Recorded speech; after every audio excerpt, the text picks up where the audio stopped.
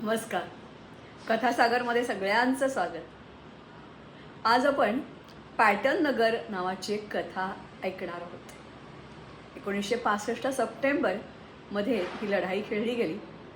पाकिस्ताननी या जो प्लॅन केला होता, गुजरात, राजस्थान, पंजाब, हरियाणा, जम्मू आणि काश्मीर घशात घालायचा, त्याला त्यांनी नाव दिलं होतं ऑपरेशन जिब्राल्टर.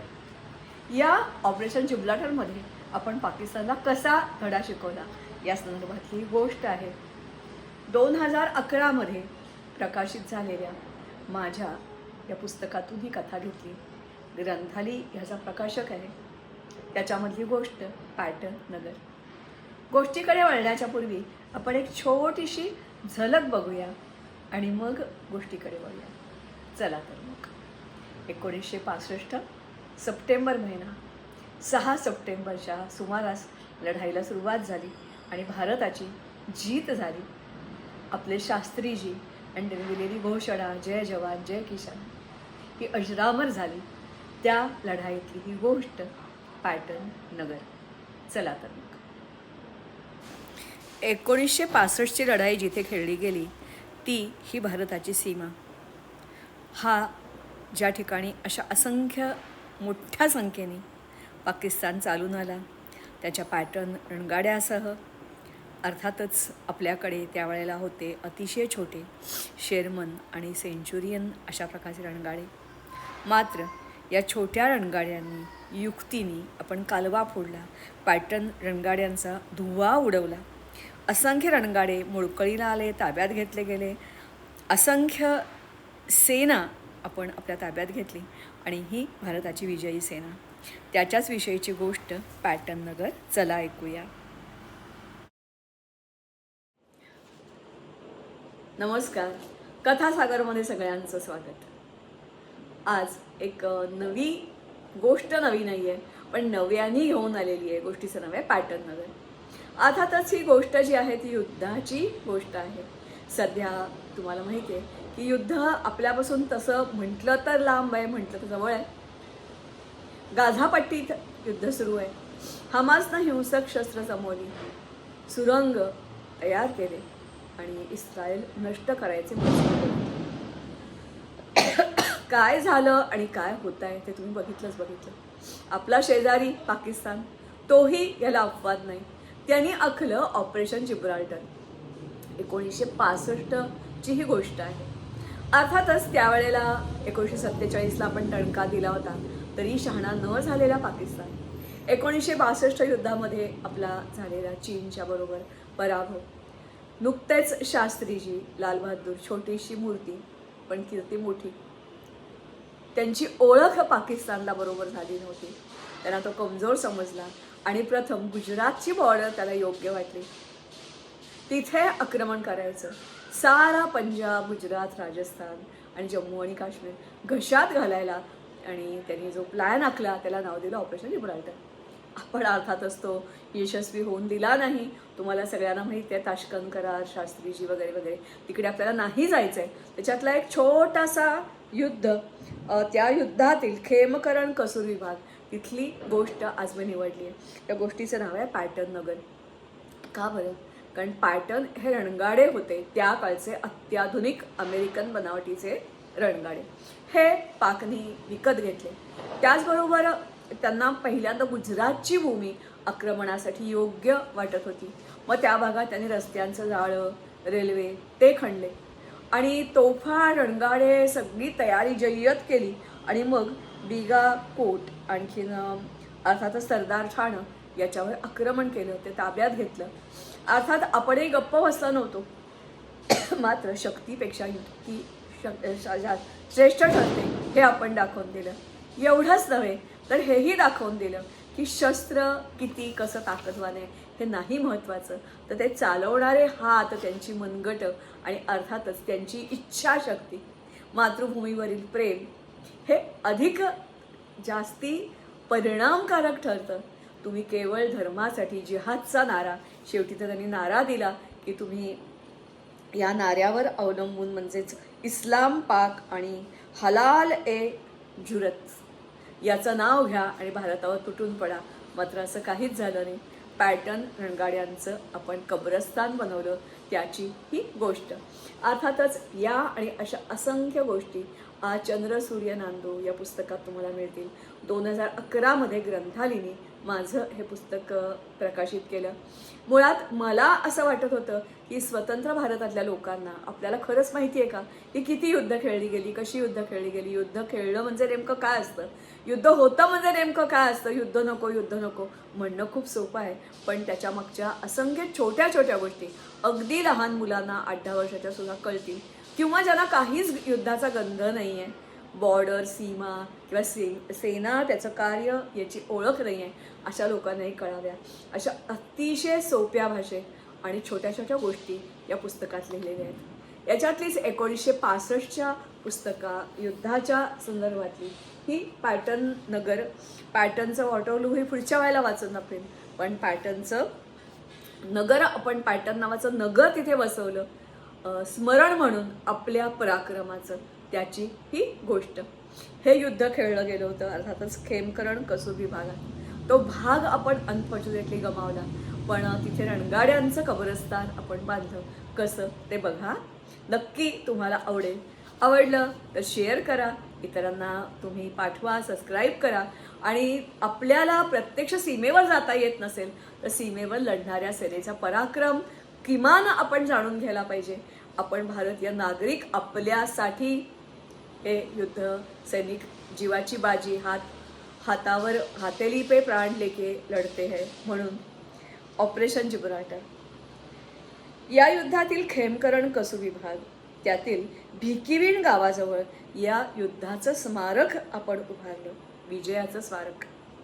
या परिसरालाच आपण नाव देऊन टाकलं पॅटर्न नगर. या युद्धात आपण खेमकरण विभाग गमावलं खरं, पण शत्रूला मात्र जबरदस्त दणका दिला. अजिंक्य मानल्या गेलेल्या अमेरिकन पॅटर्न रणगाड्यांचा आपण पार धुव्वा उडवला. 97 पॅटर्न टँक नष्ट केले, 24 ताब्यात घेतले. आपणही आपले 32 रणगाडे गमावले. तरीही सारा पराक्रमच हा नेत्रदीपक होता. त्याचे साक्षीदार होते अर्थातच अस्सल उत्तर परिसर. तिथले कालवे आणि कालव्याच्या पाळ्यावर समृद्धीनं डोलणारी ऊस आणि मका यांचे मळे आणि शेती. याच विभागात अगदी साध्या जीपवरून रणगाडे नेऊन क्वार्टर मास्टर हवालदार अब्दुल हमीद यांनी पराक्रम गाजवला आणि त्यांना मरणोपरांत परमवीर चक्र दिलं गेलं. त्याचप्रमाणे पुण्याला तुम्हाला सगळ्यांना नाव माहिती आहे, अरुण कुमार वैद्य यामध्ये ब्रिगेडियर होते, यांना महावीर चक्र देऊन सन्मान केला गेला. जास्तीत जास्त भारतीय प्रदेश बळकावण्याच्या इराद्यानं अयूब खान यांनी ऑपरेशन जिब्राल्टर आखलं होतं. जम्मू काश्मीरात घुसखोर जवळजवळ 5000पेक्षा जास्ती व सेना यांच्या मदतीनं त्यांनी युद्ध खेळायचं ठरवलं होतं. पण पंजाब, राजस्थान, हरियाणा या भागात मुसंडी मारण्याचा त्याचा बेत होता. खेमकरण विभागातून प्रथम बियास नदी, मग ग्रँड ट्रँक रोडवरून चक्क थेट दिल्ली, असं स्वप्न अयूब खान पाहत होते. त्यासाठी त्यांनी खूप मोठ्या प्रमाणावर शस्त्र खरेदी केली होती. 2000 यार्डांचा पल्ला असणारे, 40 मैल वेगाने दौडणारे, धावणारे आणि रात्रीच्या अंधारातही गावात शकणारे पॅटर्न टँक. अशी पॅटर्नची 4 पथकं, शेफ्सची 1 तुकडी आणि पाक ऑर्डिनन्सची 1 आर्म डिव्हिजन शत्रूनं अस्सल उत्तर भागात नावानं ओळखणाऱ्या भागात एकवटली होती. शत्रूंना हल्ला करण्यापूर्वीच आपण हालचाल केली नसती तर जम्मू काश्मीरच काय, पण पंजाब प्रांतही आपल्या हातून निसटला असता. अत्याधुनिक पॅटर्न समोर लढाईसाठी आपल्याकडे दुसऱ्या महायुद्धात वापरले गेलेले सेंचुरियन आणि शेरमन अगदी छोटे, कमी ताकदीचे रणगाडे होते. वजनाने हलके होते, जेमतेम 1000 यार्डाचा पल्ला असणारे, मात्र तेच शत्रूला भारी पडले. प्रदेश नव्हे तर शत्रूची शस्त्र ताकद, दारुगोळा यांना नष्ट करण्याचं धोरण आपण आखलं. घोड्याच्या नालेप्रमाणे व्यूहरचना करत शत्रूला कोंडीत पकडलं. 6 सप्टेंबर ते 12 सप्टेंबर या दरम्यान चाललेल्या युद्धात आपण शत्रूचा चक्क नक्षा उतरवला. पाकिस्तानी चिलखती दलाचे प्रमुख ब्रिगेडियर AR हमीम या युद्धात मारले गेले आणि लेफ्टनंट कर्नल अहमद नसीर यांना आपण POW म्हणजेच प्रिझनर ऑफ वॉर म्हणून ताब्यात घेतलं. 6 सप्टेंबरची पहाट, 5ची वेळ. आपल्या 4 ग्रेनेडियरला आदेश मिळाला, ॲक्शन. आपण प्रथम संयुक्त तपासणी ठाणं ताब्यात घेतलं. मरुहीवाल, बन जंक्शन, येह, पन्नूनाम, बलियानवाला मार्गे आपली सेना शत्रूच्या विभागात घुसली. सुरुवातीलाच आपल्या लक्षात आलं की हा मार्ग काही सोपा नाहीये. प्रसंगी आपल्याला मधून मधून हारही घ्यावी लागली, माघार घ्यावी लागली. 8 सप्टेंबर मात्र नंतर सारं चित्र पालटलं. आपल्या सेनेनं व्यूहरचना आखली आणि आपली एक तुकडी खेमकरण भिकिविंड रस्त्यावर रणगाड्यासह पुढे सरकणाऱ्या पाक सेनेला अडवण्यासाठी उभी ठाकली. तर एक तुकडी पाक सेनेच्या उत्तरेला निघाली, रोहनाला इथे पोचली. दुसरी दक्षिणेकडे निकुसा नाला इथे आली. आसपास मका आणि ऊस यांची शेती होती, 9 फुटापेक्षा उंच वाढलेली. या शेतातच आपण आपली सेना दडवली. सेंच्युरियन आणि शेरमन रणगाडे त्यांच्या समवेत होतेच होते, पुढे सरकणाऱ्या पाक सेनेचा समाचार घेण्यासाठी. एका चिंचोळ्या जागेत पाक सेना घेरली गेली. व्यूहरचना पूर्ण झाल्यावर प्रथम आपण वाला तोह हा कालवा फोडला. कालव्याचं पाणी आग्नेय दिशेनं वाहत होतं. सारा परिसर जलमय झाला. इथली काळी आणि मांशार माती पाण्यानं भिजली, चिखल झाला आणि त्यात वजनदार पॅटर्न रणगाडे चक्क रुतून बसले. या परिस्थितीत त्यांना न पुढे सरकता येत होतं न मागे. पुढे सरकणं अशक्य वाटल्यानं पाकिस्तान सेनेनं आपल्या सेनेच्या पिछाडीला जाण्याचा निर्णय घेतला आणि ते आपल्या जाळ्यात अडकले. आपले शेतात दडलेले सेंच्युरियन रणगाडे त्यांच्यावर पिथाळीवर तुटून पडले. हा हल्ला पाकला बिलकुल अपेक्षित नव्हता. अतिशय जोरदार होता आपला हल्ला. पाक सैनिक थोडेसे बावचळले. त्यांनी चक्क शरणागती पत्करली. पहिल्याच दिवशी 15 रणगाडे लढाई न खेळताच आपल्या ताब्यात आले. ही 5वी तुकडी होती. 4थी तुकडी आता पुढे आली. आपल्या ब्रिगेडियर थेवग्रज यांनी आदेश दिला, मारो मारो मारो. पाक सेनेला न पुढे जाता येत होतं न मागे. चवताळलेल्या मेजर जनरल नसीम अहमद खान यांनी आदेश दिला, इस्लाम, पाक आणि हिलाल ए जुरतचं नाव घ्या आणि पुढे घुसा. काटो काटो काटो मारो. स्वतः इमाम एका रणगाड्यात बसून पुढे निघाले. 36 मैलाच्या दगडाजवळ येताच आपल्या रणगाड्यांनी त्यांना अचूक टिपलं. आता रोहिनाला पण आपण फोडला, उडवून दिला. कालव्याचं पाणी आणखीन इतर भागात पसरलं. पॅटर्न रणगाडे परत चिखलात रुतून बसले. आपल्या सेनेनं त्यांच्यावर आता हल्ला चढवला. अजिंक्य मानल्या जाणाऱ्या पॅटर्नच्या जोरावर भारताचाच भूभाग पाक व्यापू बघत होता. त्या रणगाड्यांची हा विभाग म्हणजे जणू काही मृत्यूभूमी ठरला. खेमकरण आपल्या ताब्यात नाही आलं, पण इथल्या भिकिविंड भागात आपण एक स्मारक बांधलं आणि त्या परिसराला नाव दिलं पॅटर्न नगर. मला वाटते ही गोष्ट तुम्ही नक्कीच सगळ्यांना सांगा. युद्ध म्हणजे नेमकं काय, आपल्या सेनेने कसा काय पराक्रम केला हे त्यांना कळू दे.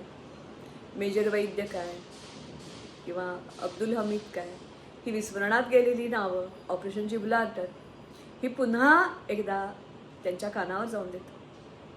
जे गाझापट्टीत सुरू आहे तसं काही भारताच्या सीमेवर होणारच नाही अशी खात्री नाही का? कारण मी सध्याच्या परिस्थितीवर भाष्य करायची खरंच गरज नाही आहे. टी व्हीवर रोज याच्यावर चर्चा सुरू आहे, वृत्तपत्रात बातम्या येत आहे. पण एक नक्कीच की भारतीय केवळ सेनेने नाही तर आपल्या नागरिकांनी सुद्धा आपण सतत सावध असण्याची खूप खूप खूप गरज आहे. म्हणून ही गोष्टीचं नाव आपण म्हटलं होतं पाटण नगर. गोष्ट कशी वाटली ते जरूर कळवा. पुढच्या वेळेला पॅटर्नचं वॉटरलू अशी गोष्ट सांगता येईल, किंवा नाटनी कसा पराक्रम केला. नाट म्हणजे अगदी छोटं, मराठीत त्याचं जर ट्रान्सलेशन बघायचं झालं तर चिलट अशा प्रकारे त्याला म्हटलं जातं. पण ते सेबर जेट विमानांवर कसे भारी पडले अशाही काही गोष्टी, असंख्य गोष्टी. हे पुस्तक तुम्ही स्वतः विकत घ्या. निरनिराळ्या शाळांना, कॉलेजेसना, कोणाच्या घरी जाताना खाऊ म्हणून न्यायच्याऐवजी अशी पुस्तकं न्या. आणि हा खाऊचा खजिना किंवा ही खाऊची भेट मला खात्री आहे देणारा आणि घेणारा दोघांनाही सच्चा भारतीय नागरिक व्हायला मदत करेल. नमस्कार. आणि कथासागरच्या पुढच्या भागात नेहमीप्रमाणे आपण भेटणार आहोत पुढच्या शनिवारी. गंमत म्हणजे ही ग्रंथालयाची पुस्तकं असतात, ही फारशी महागही नसतात.